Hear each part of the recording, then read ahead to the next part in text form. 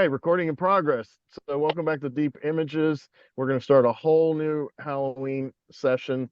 This panel is going to be all about the scariest films, like to us individually.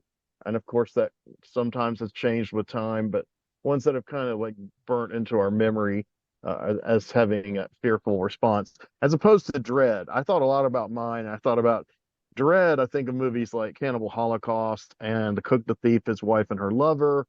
I was terrified of what was going to happen every second of the movie to the people, but not quite the same as scary. It's got some overlap. And then, of course, most disturbing, that could be a lot of non-horror movies too, like Come and See is super disturbing. But um, Mm. so anyway, we're gonna go around the round table, and I guess I'm gonna start with Kaylin. This was her idea to bring to the table here. Cool. Go for it. So yeah, I thought it would be really fun to talk about what each of us have found the scariest, just because that varies so much from person to person. Because we all have our own psychological stuff, we all have our own reasons to fear different things, and I just thought it'd be really kind of cool to see what everybody has found particularly scary and like what themes keep coming up, or maybe only one person has them, maybe we have very different opinions, maybe we have similar opinions, so it should be fun. Excellent. Okay. So for my So first one, do you guys want to hear about the one that I did like first or the one that I did not like first? tell us about the ones you did like first. Let's keep it positive. We can Oh, of we'll get course, net. no. I've got a rant about I'm one just that kidding. absolutely scared me to death. Okay. But I didn't actually like the film. That'll give us something to look forward to.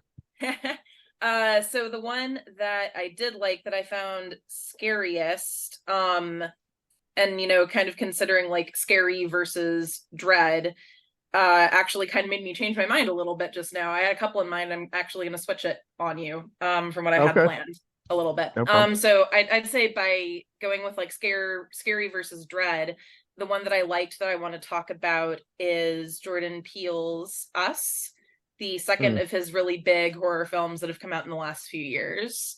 Hmm. Um, because that one for me just had so many scary things going on in it. There's like the I don't know what I am even witnessing right now, just because Right. the story is so like off the rails until you understand what's happening. It's just It, like, it why are is. Yeah. there like duplicates of all of the people in this family? It's very creepy. um Lupita Nyong'o's performance in it is stellar, absolutely Yeah. incredible. Like her character in it, the antagonist version of her character, Mm. oh, like I don't know what it is, but women doing like the husky voice thing like that Hmm. in like a creepy way instead of in a sexy way, just like ooh, chills Hmm. every single time. Mm. um so I'm guessing, Jordan Peele's pretty big at this point, so a lot of people are probably pretty familiar with his work, but just like a quick summary, just in case anybody hasn't seen this film.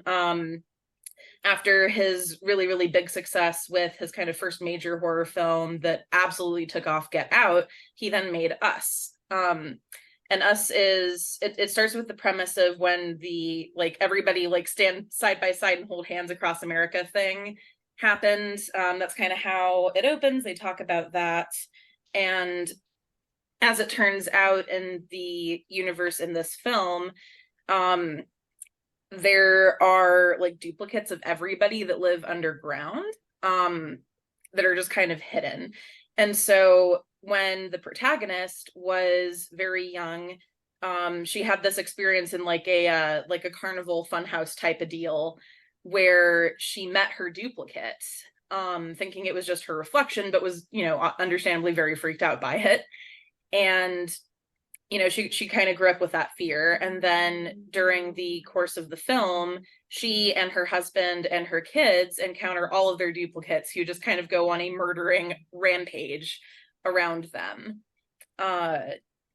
So it's just really fascinating, and it really speaks to this whole like what versions of you are hiding, what versions of you maybe don't get to, so to speak, come out to play and interact with the Hmm. world.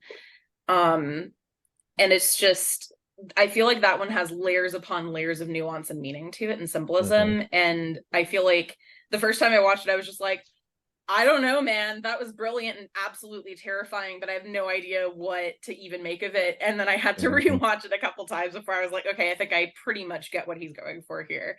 And that's one thing that I really love about Peele in general. I feel like when I don't know what he's doing, I can tell it's really clever, and then I figure it out, and I'm like, okay, gotcha. Yeah, so that's one of them for me. Just Have you ever seen Blood Relations? Blood Relations? No, I haven't. It has practically the same plot as Get Out, but there's no race element. Yeah. I'm gonna have to ponder Henry that just for made a a minute. face. Yeah, I'm gonna have to ponder that idea.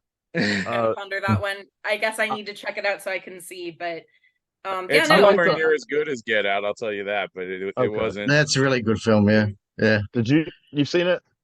Blood Relations, Justin? I've seen Get Out. I thought that was really good, and Oh, I have yeah. seen Get Out, yeah. I've seen this one, Us as well, but I was on a plane, so I couldn't really focus on it as well as I normally would. Yeah, I've now finally seen all three of them. His more recent one that came out, I believe, last year, was Nope, and I finally watched that like a couple weeks ago. So I guess a little bit on the brain right now in general, since I finally is that any good? Is that any good? Because it's on Netflix. I liked Nope. To me, it was very different from the other two films, Get Out and Us, in that it wasn't as scary to me. There were definitely some creepy moments in it, but especially once you understand what's going on with the story, I felt like it wasn't really scary anymore, so much as, oh gosh, I really hope they get out of this in one piece. I'm rooting for these two protagonists as like a brother-sister duo, and there's some stuff going on, and basically I was kind of rooting for them to like be clever and figure it out and be fine. But the scariness was not really the same as it was in either Get Out or Us. And for me, Us was the scariest out of all three of these films. Get Out also very scary, although of course I think that one is so strongly tied to race that I, as a white person, can watch that and it's like I can understand and appreciate the art, but the whole concept of the sunken place, which is brilliant, is something that I can't like personally feel on like a visceral level. So for me, it had a very good twist in it. I thought. What'd you say? There's a very good twist in the end at Get Out, the unexpected twist at the end, which I won't reveal in case you haven't seen it. But I thought that was really good. I've seen it. Yeah. Has everyone here seen Get Out? Yeah. Yes. I have not seen it. Okay. No? Oh, it's worth seeing. It's really it's very good. It's really good. Blood Relations is kind of the same idea, but it's with gender, but it's not as well done as Get Out. Okay. Well, thing about Get Out is it came from out of nowhere. I mean, he was just doing comedy. Not to slag comedy, though comedy isn't one of my I was a fan of his comedy. I thought he was really funny, really brilliant, and then just I found out he was making this horror movie, and I was like, I'm gonna go support it. And then it was just like utterly brilliant. And I mean, I wasn't shocked because like I already thought he was very clever from the other stuff of his work that I'd seen, but the fact that he did such a clever horror film, just it really blew me away. And I'm convinced to this day that people with like any kind of marginalization just make the best horror period, because I think a black guy making a horror film and turning a lot of the tropes on their head or leaning into them in really unexpected ways, I think is really brilliant. I've seen like horror made by women that is absolutely brilliant. I'm actually really hoping to see more like LGBTQ horror stuff like coming up, now that that's kind of like in the public consciousness more. Like I want to see trans people making horror films, because my God, I feel like there's a lot that could be done with that. Yeah, very psychological stuff you could do. I love Ravenous, and that was made by Antonia Bird. I love Ravenous. Yeah, Antonia Bird's a great filmmaker, man. Priest is pretty good too, by her with Carlisle. Huh? Oh yeah, that's great. Yeah, it's a good film. Yeah, British film. Yeah, years ago, but 20 years ago. I think I heard Francis's voice for a second, but I think there was a connection problem. Were you about to say something, my friend? What did you say, Francis? Horror and humor are actually very. Yeah, I was going to say horror and humor are actually very much related. Not just because they sound the same, but they're, if you think about it, they're both about getting the unexpected. So it's either, something that's frightening or funny is usually because you don't expect it at all. Like, seeing a strange face in the mirror or having an accident or something, these are all things that are unexpected. So I think, if you think about the Disneyland or any of the Disney haunted mansion things. That's why they have like horror and humor like sort of collided. There's a sense of wit because it's all unexpected. Mm-hmm. I saw the trailer for the remake. I remember reading an essay on either college or graduate school that was like comparing horror and comedy and pornography and considered them all I was going to say visceral genres that are designed to elicit specific emotions. Yeah, they're structured a certain way. Speaking of horror and pornography, What'd you say? Sorry. When Are I you was scheming? when I was an undergrad, I majored in psychology, and one study that I learned about in, of all places, my human sexuality class was the study where it's called misattribution of arousal. And basically you can be confused in your head about where your arousal feelings are coming from. Like, it's all to do with your nervous system. And so what they did in this experiment is they had male participants like walk across a very like a suspension bridge type of deal where it's like, swaying a little bit. There's like a chasm below you. There's a really beautiful woman on the other side.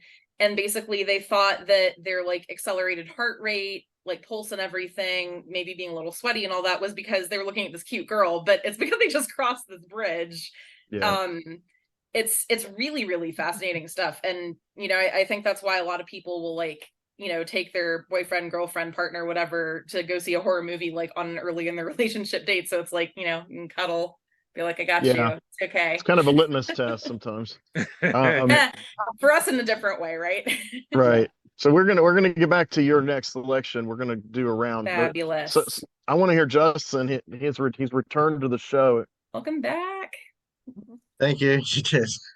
Okay. Well, thank you. And one that I really enjoy. It's in my top two, maybe at second place for horror films. And coincidentally, when I saw it at the cinema for the first time, seeing it at the cinema last week, because I was a bit young to see it at the cinema when it was originally released in about 1980. And that film's called The Shining with Jack Nicholson. I'm just trying to recall the name of the actress who played his wife, Shelley Duvall. Yeah, it's directed by obviously Stanley Kubrick, a very famous director, and it's adapted from the novel from Stephen King. It doesn't follow that close. Well, it follows reasonably closely, but not every single aspect of the Stephen King novel, and so much so that I hear the author didn't actually like the Stanley Kubrick version, but no, he hates it. The main difference I see in it, there's not that much of a difference, is that the hedge creatures that come to life in the novel in a sort of hostile way are not present in the movie, although there is a hedge maze, a very extensive hedge maze, which plays a central part of the ending of the film. But the film is basically centered around a hotel built in about 1910 in the Rocky Mountains, gets snowed in, and Jack Nicholson and his family, wife and young child, Danny, Jack Nicholson's character is the caretaker over the winter period when there's no guests at the hotel. And he's an author as well, a writer. And it's really centers on the slow deterioration of his persona over the course of a month or two, or about 6 weeks or so. And it's centered around the hotel. Of course, it's a bit of a trope, but it was built on ancient Indian burial ground, and everything seems to flow from that. So the hotel's haunted, and it turns out that Jack Nicholson's character, Mr. Torrance, as it turns out, is a reincarnation of a character who frequented the hotel in 1921. And there's a really good ballroom scene. Actually, my background is harking back to that particular part of the film, where he he comes back off the wagon and starts drinking again, and is served drinks by a character called Lloyd, who's the bartender. And that's a very good scene because his tip over the precipice basically flows from that, when he first meets Tolbert Grady, who was the original caretaker of the hotel, the last caretaker who had actually murdered his family. So Jack Nicholson's character often sees ghosts around the hotel, as does his son Danny, who Danny has a special psychic gift, which is called The Shining, and has the ability to see spirits and so forth. So that's where the name comes from for the film. So it's a pretty terrifying Uh-oh. sort of Jefferson's character. Scared him to death. and the final scene, obviously, when he's trying to track down his wife and child, Danny, is a really good one. What also adds to the drama or the suspense is the fact that the hotel's snowed in by an unusual snowstorm, and an outside intervener tries to come in and see if they're okay, which is the African American chef who flies in from Florida, hires a snowmobile to try and get to the hotel. And although he comes to a fairly sudden end quite quickly, he does actually serve a purpose in that he distracts Jack Nicholson's character long enough for Jack Nicholson's wife, played by Shelley Duvall, to basically escape. Hey, let me interrupt you for 1 second. Can you share with us, or if people haven't seen the movie, why that character is kind of the key character of the movie, though?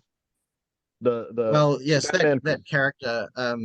Yes, so he's there when they first do the handover and given a guided tour around the hotel at the end of summer, and the chef comes and speaks to them, and he has ice cream with the young son Danny and talks about the special psychic gift that he has. Yes, he has The Shining too. He also has The Shining. So it's basically like an alarm, because when Danny can see his dad's deterioration, he tries to link up psychically with the chef, the African American chef who's living in Florida, and that connection is made. So immediately he knows that the family are in trouble, and he tries to get across to the hotel to try and stop what's going on. So that character is quite central. He's the hero as far as I'm concerned, but he gets killed. Yeah, well, he gets killed quickly, but he does actually allow Shelley Duvall's character to escape. Yeah. In the novel, he doesn't get killed. Francis is infected with a techno-organic virus, it sounds like. Yeah, it's really interesting because in the novel, yeah. Well, in the novel, he actually lives. I didn't know that, actually. It looks like he has a relationship with looks like he has a relationship with her, but it's hard to tell.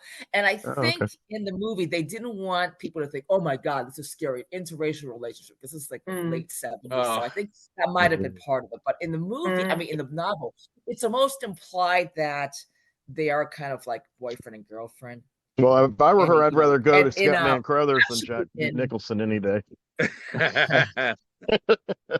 And one of the terrifying parts of the film is when she goes to see what he's actually been typing all this time in terms of working on his novel, and he's been typing the same line over and over. All work and no play makes Jack a dull boy. So that's when she realizes, when she sees reams and reams of paper with the same line, that her husband's actually lost it. But I think what also, just to wrap up, what also really works for me too is the sense of time and place, particularly the ballroom scene, and at the end of the film, when that music that's central to that theme, the 1920s music, comes back on, and it focuses on the ballroom photo from, I think it was July the 4th, 1921, and there's Jack Nicholson's character right in the middle of the photo. So that kind of ties everything together. So I think that sense of time and place for the hotel from 1921, I think that worked very well in the film as well. What scared you the most about it when you first saw it? Date too. Yeah, July the 4th. I think what scared me the most is when towards the end, when the wife and Danny, the child, are trying to get away from Jack Nicholson's character, and about the time that the chef gets killed as he arrives in the lobby of the hotel, and Danny is hiding in the cabinetry, but he yells out when he realizes the chef has been killed, and then you know that Jack Nicholson has some clue as to where the son is hiding. I think that part was pretty scary, and also the part, as I mentioned, when halfway through, when the wife sees that he's just been typing the same sentence over and over. Yeah. And he then walks in on her while she's reading all of that. So that was pretty scary. But I think it's a bit of a complete package, that film. It's got more threads to it than just being terrifying. Whereas something like The Exorcist, which is my other film, is just basically purely a terrifying film. Yeah, that's We one we way to put it. Just purely a terrifying film. we somehow ended up saving those for you. I was kind of doing it on the down low, but that's kind of how it worked out. So I'm glad you could make it. Um, Thank you. Scott, what's on your mind about these scary movies? Yeah, well, I didn't really grow up on horror films, so like sometimes I would see stuff as a kid that would like terrify me that wouldn't terrify me now. Like when I was taken to see Ghostbusters when I was 8, and those terror dogs terrified me. When they come out of the That's stone, fair. and like when I Oh, I don't saw know the those Wiz a dogs few at all. years later, and they caused the Cowardly Lion scene to freak me out because it's the same basic idea. But Mhm. well, I'm gonna talk about a film I saw not long after it came. I saw it a couple years after it came out. This is John Carpenter's In the Mouth of Madness. It was the first John Carpenter film I saw, and still probably the Wow. best. It's definitely the best one I've seen, because I only saw it this came out in 1994. I saw it on VHS a couple years later, and I was totally freaked out by it. I think I watched it in the afternoon. I was afraid to go outside because it is kind of an apocalyptic film because it's about Mhm. this author called Sutter Kane who outsells Stephen King, and people read his books and they go insane. Not only do they go insane, but they're like summoning the old ones and transforming into them. It's very influenced by Lovecraft. So I watched it the other night, and I noticed extreme influence from City of the Living Dead, which I just saw a few months ago. And like even one of the author's covers looks like the poster for City of the Living Dead. Yeah. And I couldn't really see how he did it, but there's one point where Trent, who's played by Sam Neill, who was he must like because like nobody really knew who he was until like Jurassic Park and Well, and nobody in Piano. America, to be Yeah, in fair. America, yes, He was he huge goes in New all the way back. Zealand. Yeah. Yeah, That's where he's from. he Yeah. goes all the way back to My Brilliant Career, and he's Well, good in actually, that film. before that, Possession, Before which that, is in I my didn't mean to say that was his yeah first film, but yeah that was a Possession. major notable film that he did much Yeah, earlier. but as far as genre goes, Possession is to me a key film. It's in my top 10 of all time. That's 1980. So, but I didn't see that until later after I saw the films you're mentioning and knew who he was. But then when I saw that, I was like, oh my God, this guy's always been an incredible actor. So Yeah, go ahead. I'm sorry. so it's kind of a coup because he had just Yeah, kind of become a star in America at the time the right. film came out. Absolutely. Um, so Mm. so he plays this character John Trent, who's an insurance investigator who's trying to find this guy Sutter Kane, who's said to even though the name sounds like Stephen King, they had to put a line there like how he outsells Stephen King. but But he's but like obviously I said, parodying Stephen King, though. yes, he's played by Jürgen Prochnow, and there's actually if you go through his filmography on there, they have a hidden trailer for Fire Walk with Me on there that they didn't put like with trailers. They just stuck it on his filmography with a little camera icon. Oh, that's well. Oh, he is Yeah, in that. Yeah, he's one of the electricians. yeah, That's a key part that got used. That character, not him, for the return. But go ahead.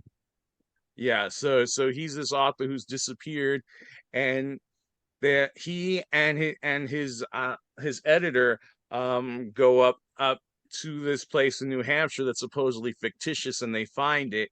And even though she eventually admits that it was a setup, there's all sorts of stuff that really shouldn't be happening. And she's like she is like the only person who's read this manuscript, so she's telling him about stuff that's actually not in these books, but she only read because he had to because for this case, because they thought if he understood the books more, he might be able to find this guy, and because he Welcome, wasn't Bill. interested in reading them at all.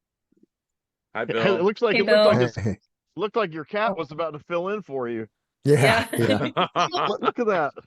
They're all hungry. I just got back from my sports duty. Sorry, I was interrupting whoever was talking. No, we're glad to see Yeah. you. Scott was relating his So- first scariest film, In the Mouth of Madness. Good So choice. so all this crazy stuff is happening. There's a hotel, Pickman Hotel. I know there's a Lovecraft story called Pickman's Model, and she's got a man chained to her handcuffed to her leg for some reason, although Trent can't see it.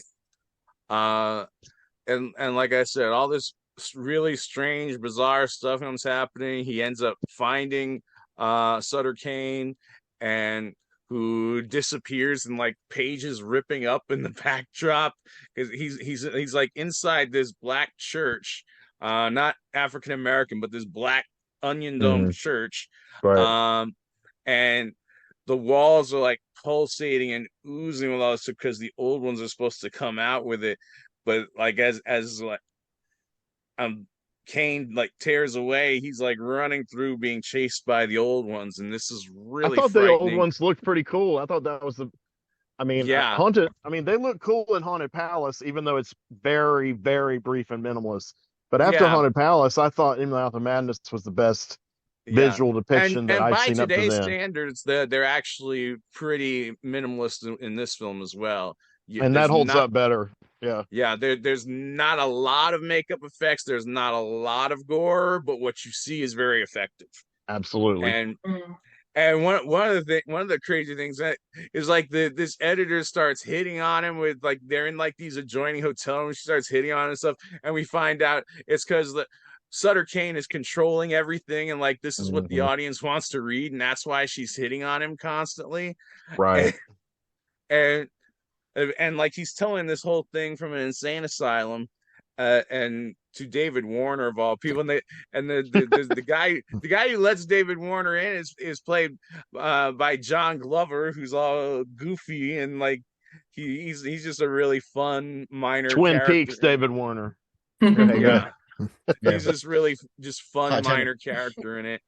Very, very much like you see the sort of giddy character you see in Gremlins 2. And like Joe Dante mentioned the other commentary of Gremlins 2, like you were supposed to hate Daniel Clamp, but the way John Glover played him, you couldn't really Oh hate yeah, Daniel of Clamp course. because he did like he was a big kid, and that's kind of how John Glover did this character as well. Yeah, I like But him. at the end of the film, there's all this violence breaks out in the asylum because they're saying all these people they're like mass killings outside, people just going crazy killing people, and he goes outside because there's all this chaos starts erupting in the asylum, so he's able to escape from the asylum. He gets in a car and he goes back to the city, and the film he thinks he's burned this manuscript that he was supposed to take back, and then the publisher, who's played by Charlton Heston, so it's like, oh, we actually got that manuscript from you 2 months ago, and now the movie's about to be released, and he ends up Yeah. going to see the movie, and it's his story up on the screen, and he starts laughing, and that's the end of the film. And this I thought it held up really well, and it didn't terrify me as much as when I saw it when I was 20, but it absolutely terrified me when I was 20. I was afraid to leave the house because I thought there were gonna be people acting like that outside, because it affected my brain so much. That was like, oh my, I felt so much I mean, go back to Joe Dante again, because there's the scene in Matinee where Lawrence Woolsey talks about how a horror film is so important because you make this scary, and it's all about the elation of surviving. And like when you go outside and realize people aren't crazy and killing each other, I felt that kind of elation when I was finished watching In the Mouth of Madness back when I was 20 years old. It is a brilliant film. Yeah, it is. And this is coming from someone who was like, he didn't see what was so great about Halloween. So Well, I think Halloween, from a critical point of view, as more years go by, I don't think it's holding up that well compared to a lot of his other movies. I mean, most I of his really other liked the movies. beginning, but I thought some of the actors in it, especially, were really bad, and that really hurt the film. Especially Well, Nancy they're the Lewis. archetypal teenage idiots. I mean, Yeah. PJ Souls is pretty funny in it, but I think when you see like Assault on Precinct 13, and then you see like The Thing, and then you see like Prince of Darkness, and They Live in the Mouth of Madness, you're kind of like Halloween. That's kind of like his low end, but by far his most popular movie. So go figure. You know. But it's not bad. It's been partly diluted by the fact that there's been 1,000 ripoffs. Yes. You know, we've seen it all 100 times. On its own, it works very well, but it does indeed.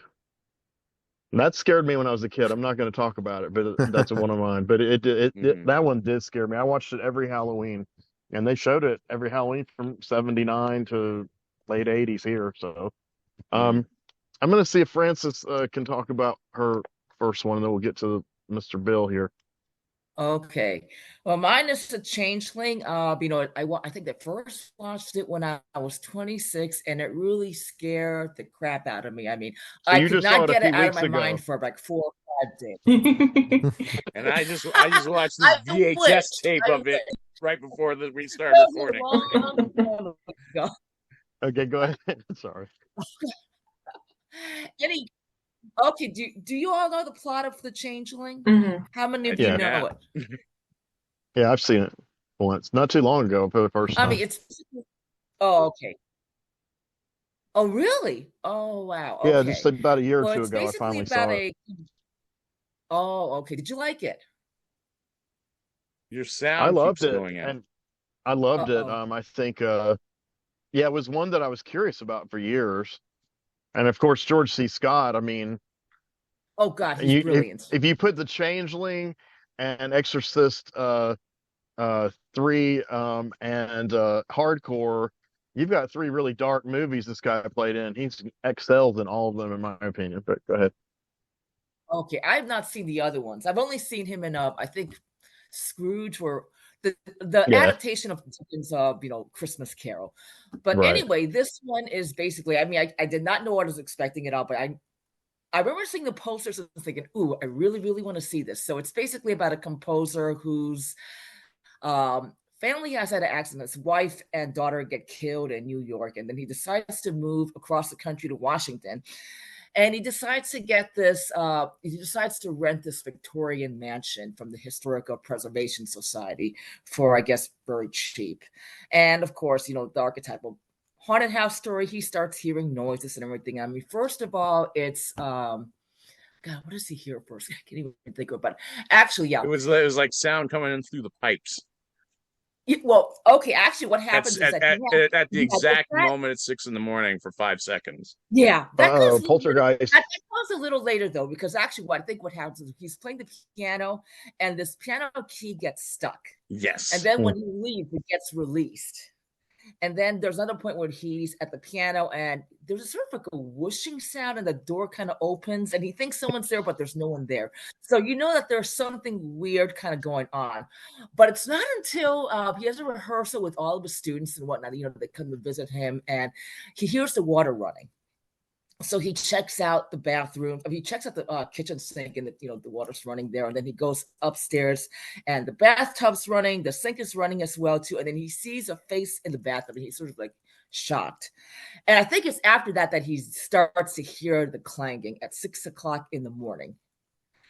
And he tells his love, I guess his love interest, Claire Norman, who by the way was played by Trish Van Devere, who was actually Scott's real wife. Yeah. He tells her about it, and then they talk about how this house was not really meant to be rented out. That there's always been problems. I think it's not Claire tells Now her, you but tell us. it's the woman who's the head of the society. Mm-hmm. So after that, when he gets, I think the next morning, he's going out and there's a sort of like crashing sound. And it's basically the glass in the window upstairs that's broken. It's like the fourth one. He's like, wait a minute, where is this? So he goes to the third floor and he's looking around for it. There's nothing there. And he comes into this hall closet. And that's where he sees this door that's kind of like, he doesn't really know what it is at first, but there were like some slats, I think, and he sort of thinks, there's something there.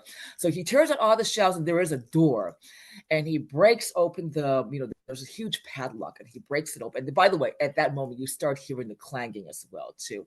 So it's that there's something connected. And then he opens up the door.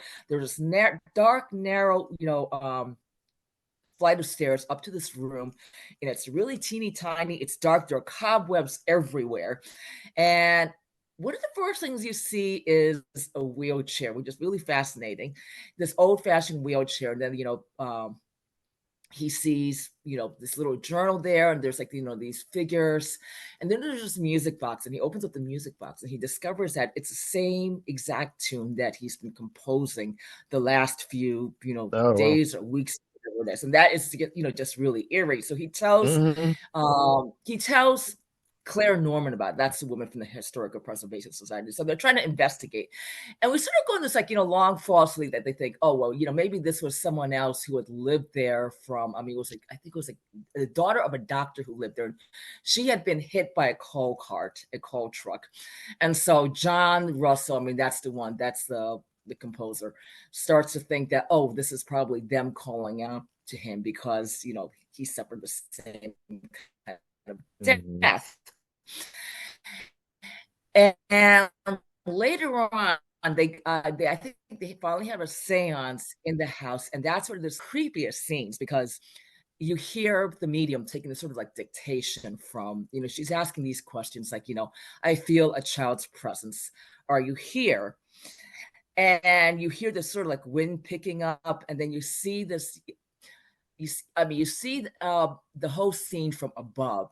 It's sort of like it's from the ghost perspective. And by the way, I think even before that, you do sort of see all these scenes from upstairs. It's like the ghost is looking in, which I think is really cool. And so later on, they discover that there's a ghost there. There's a little boy named Joseph. And she's taking all this, she's taking it down, and you get this sign, help, help, help. And then everything just sort of like falls apart. I mean, there's this thing on the table, which I can't really figure out what it is. Do you know what it is, Scott? Is it that silver thing? Is it supposed to be something that mediums have? Or is it I thought it was a candlestick. I wasn't sure what it was. I just knew it had to be made out of glass from the way that it smashed, but I didn't know what it was. Mm-hmm. Yeah, because it looked like it hit something first, right? Like it hit some glass. Right. Yeah, it smashes like against the cabinet, and then the cabinet door opens. So I didn't know what it was. Yeah. Just it looked like it was made out of glass. Yeah, it is. It's really weird. And then after that, I think. Okay, yeah, because I thought. Oh, we're having technical difficulties. The ghosts are trying to silence Francis. Yeah. They don't want the truth to come out. Yeah. The spirits got Francis. They're dicks like that. Hang on first. Let me get this. Wait. It's possessed. There you are. Now, okay, yeah. There we go. We're gonna close. But anyway, so the next morning, you have the composer, John, playing the tape because he's taped this whole seance, and he hears this whispering voice in the background of the little boy. He says saying that his name is Joseph, and then that's when he sees the scene being played out of how this child got murdered. Basically, his father had tried to drown him in the bathtub, and he was banging his hand against the edge of the tub, and that's what was making the clanging sound. And so they're making, this is where John really starts investigating the history of the house. And this is when you find out that, basically he was a little boy who was crippled. He was crippled, I think this is it. He was born in 1900, and his mother had died at childbirth. And then he started having this, I guess what was called atopic arthritis at the age of 3. And his father started to confine him upstairs. And then basically murdered him. And, it was mostly because he wanted to get the inheritance from this child, because the way the will was from his wife was his wife's will basically designated that if the child died, this property, everything, the wealth would all go to a charity. And he wanted this money because it was a shitload. He was basically, a zillionaire. So yeah, they actually call him a zillionaire in the book.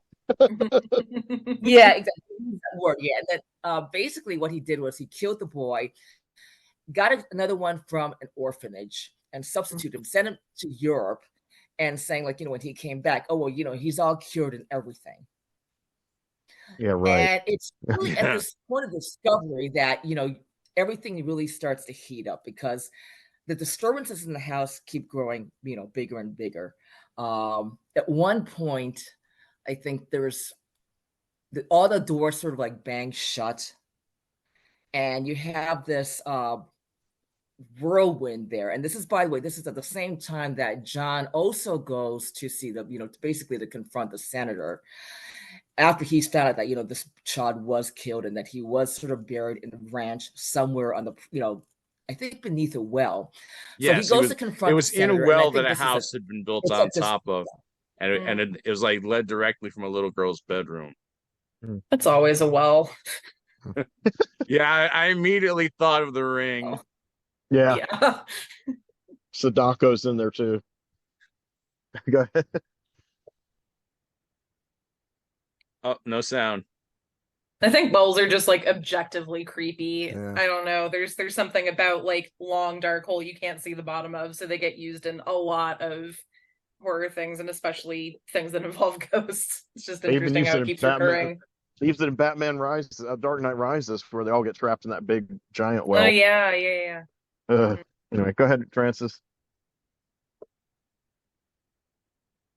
Still no sound. Right. No sound. Okay, there it is. Yeah, okay. Do you hear me now? Mhm. Yes. Yeah, I think Okay, it's great. probably just not So close enough to the basically- microphone.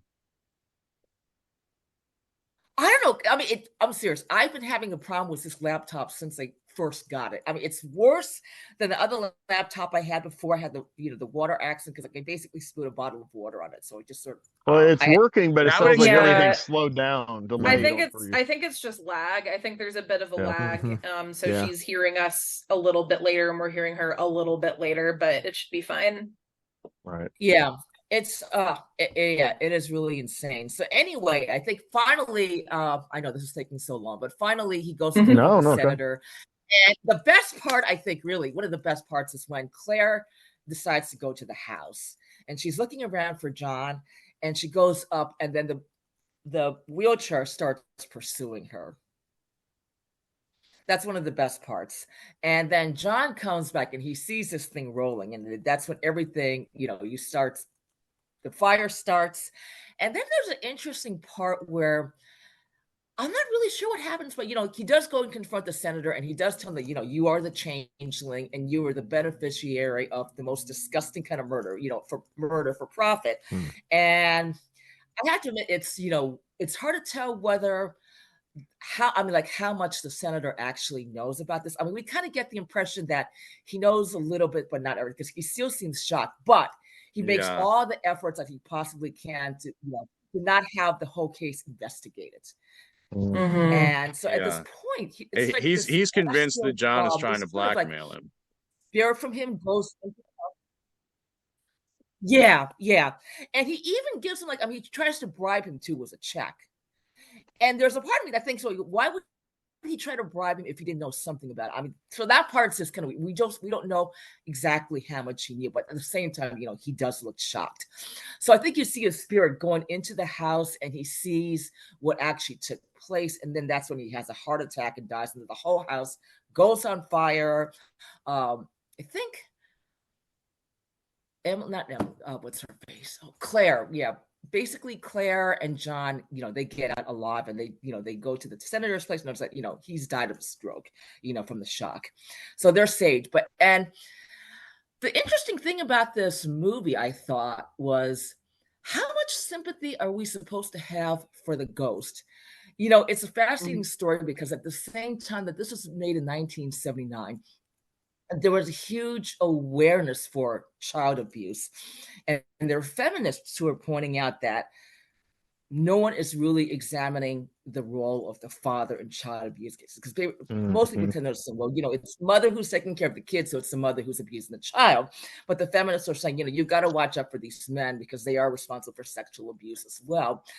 And then at the same time, you also had the disability movement as well, too.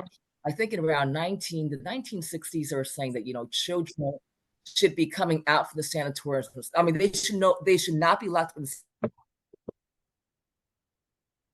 Oh, the government is censoring her now. Yeah.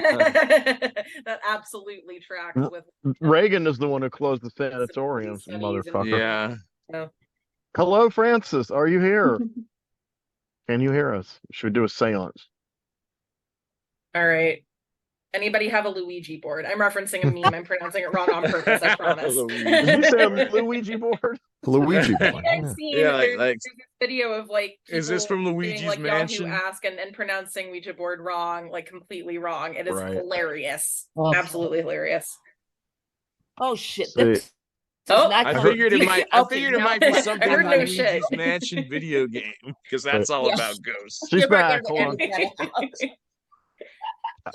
Hi, Francis. You're back. Anyway, I was going to say there's ability movement as well too, and where people were,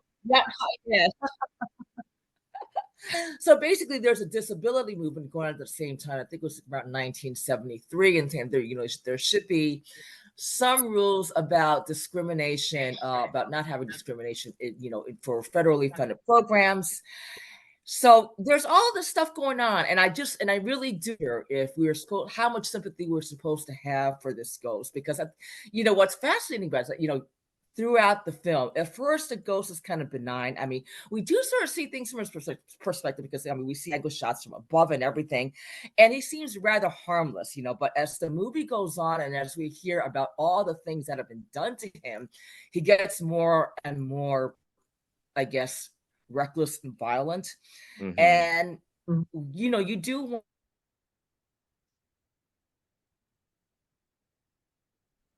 Yeah, I thought it was interesting because everybody who's truly guilty in the film is already dead, which makes you wonder why the ghost is so angry. Same reason that ancient gods punished theirs. Go ahead, Francis. Yeah. But remember the family moved out in 1906. So it seems like that he moved out. It was 1909. Not long after the child died. I mean, did he, I don't know. At one point they said about them moving it in 1906. So, maybe they forgot or whatever, but at any rate, you do wonder, was the father haunted to death or what? So it's hard to tell, but I don't know. I mean, did any of you have sympathy for the boy? I mean, are we supposed to feel sympathy for the fact that, he was murdered in such a way? I mean, if you think about it, you can't help but feel sorry for this guy this kid that has no mother and is cooped up in a dark room, for the most of his childhood. I mean, he's stuck in the wheelchair, and then his father murders him. Yeah. And to me, he was definitely a sympathetic character. I mean, I have to admit, I would be really pissed if that happened. I was haunting immediately. I was kind of apathetic toward him. Wait, what did you say? I mean, I felt sorry for him, but go ahead. Yeah. So that's what I thought was, really fascinating about this. I mean, you have this, going on with the whole, the awareness of child abuse and disability. Mm-hmm. And by the way, there was also a similar movie made in 2016 called The Disappointments Room with Kate Beckinsale. I still haven't seen that. I mean, it's a different plot. Oh, I saw that at Dollar Tree, and I thought about buying it, but didn't. Oh, okay. It's okay. It's not great. Mm-hmm. No, Kate Beckinsale's okay, well, not at least great. I watched on YouTube for free. I can't remember. I know I watched. There you go. That's the spirit. Yeah. And yeah. So is that your basic summation of this? Is that the concept of disappointment? Yeah, I mean, I think that it's it's a movie that has its scares, but at the same time, I don't know. I mean, I'm wondering if it's trying to bring awareness to these other issues as well, too. I mean, these simmering issues in the 1970s. What was I going to say about this? Does it scare you as much today as when you were 26? So I think that is, a big part of the movie, pathetic towards the ghost. So who knows? That's fair enough. It's funny, but the ghosts are stopping you. Oh my God, the haunted Zoom. Definitely. I wasn't scared. I was actually surprised at the end when it said it was rated R, because I didn't see why. Yeah, mostly I just feel angry about the child abuse, honestly. Yeah, that's what it is, because you see the father trying to kill the kid in the he was wild. That's the harshest part of the film. That might be it. Yeah. Okay, so we going on the Changeling, Francis? Yep, I think we're pretty good. Sorry, there was one thing I said before I got interrupted, and it was basically, you know how they made that wheelchair thing? They mounted the camera up on the wheelchair and basically slowed it down. So that was how they did it. But anyway, though, I think the big part of not just a few more things. I just wanted to say that I think one of the spookiest parts is just really that house with everything in it. The fact that it's so old-fashioned. And I was kind of disappointed to find out that it was not actually a real house, but just like basic sets. Oh, And wow. the whole interior of the house is actually it is a gorgeous house.